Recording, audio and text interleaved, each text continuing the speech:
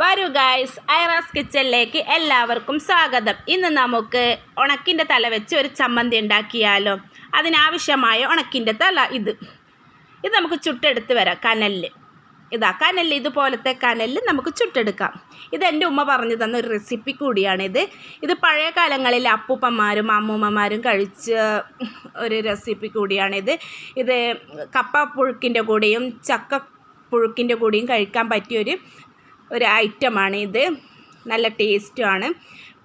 ആരും ഇനി ഉണക്കിൻ്റെ തല കളയാൻ വരട്ടെ. ഇതുപോലെ നമുക്ക് ചെയ്തെടുക്കാം. നമുക്ക് ഇനി അതിനാവശ്യമായ കാന്താരി പറിച്ചെടുക്കാൻ പോവാം. ഇന്ന് എൻ്റെ കൂടെ ഒരു ഫ്രണ്ടും കൂടിയുണ്ട് സഹായത്തിന്. ഞങ്ങൾ കാന്താരി പറിക്കാൻ തപ്പി നോക്കി നടക്കുന്നു. പക്ഷേ ഇന്ന് കാന്താരിയിൽ കുറവാണ്.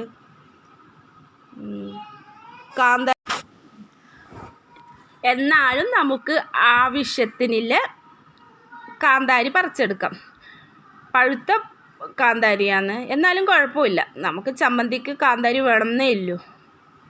കാന്താരി ആകുമ്പോൾ കുറച്ച് എരിവും നല്ല ഉണ്ടാവും, നല്ല ടേസ്റ്റുമാണ്. വറ്റൽമുളകും ഇടാം, പച്ചമുളകും ഇടാം. പക്ഷെ എന്നാലും നമുക്ക് കാന്താരി ഇടുമ്പോൾ ഒരു പ്രത്യേക നല്ലൊരു മണവും നല്ലൊരിതും ഉണ്ടാവും. അതുകൊണ്ട് നമുക്ക് കാന്താരി തേടിയാണ് ഞങ്ങൾ ഇന്ന് പോയത്. പക്ഷേ ഈ നാട്ടിലിപ്പോൾ കാന്താരി കിട്ടാൻ വളരെ കുറവാണ്. ഈ കാന്താരിൻ്റെ ഇലയും നമുക്ക് തോരൻ വെക്കാം. അതൊരു ദിവസം നമുക്ക് കാണിച്ചു തരാം. അങ്ങനെ ഞങ്ങൾ കാന്താരി ഇങ്ങനെ പറിച്ചുകൊണ്ട് നിൽക്കുന്നു. ഇതിൽ എൻ്റെ ഫ്രണ്ടാണ് കൂടുതൽ പറിച്ചെടുത്ത കാന്താരി. ഉണക്കിൻ്റെ തല ചമ്മന്തി വെക്കാൻ ആവശ്യമായ സാധനങ്ങളാണ്: ചിരകിയ തേങ്ങ, പച്ചമാങ്ങ, ആവശ്യത്തിന് ഉപ്പ്,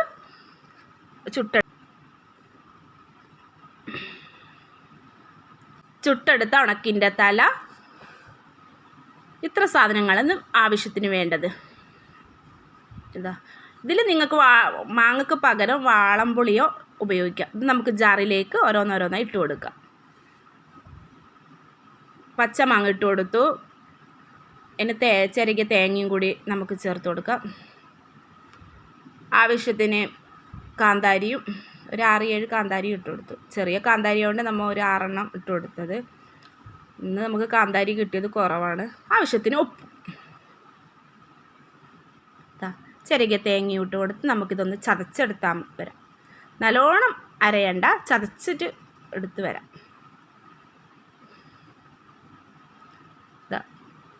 നമുക്ക്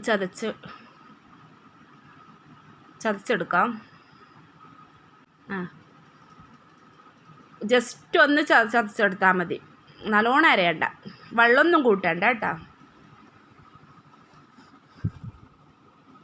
നമ്മുടെ അടിപൊളി ഉണക്ക് തല വെച്ച് ഒരു ചമ്മന്തി ഇത് നമുക്ക് കഴിച്ച് നോക്കാം. ഇത് വീട്ടിൽ തയ്യാറാക്കി നോക്കണം.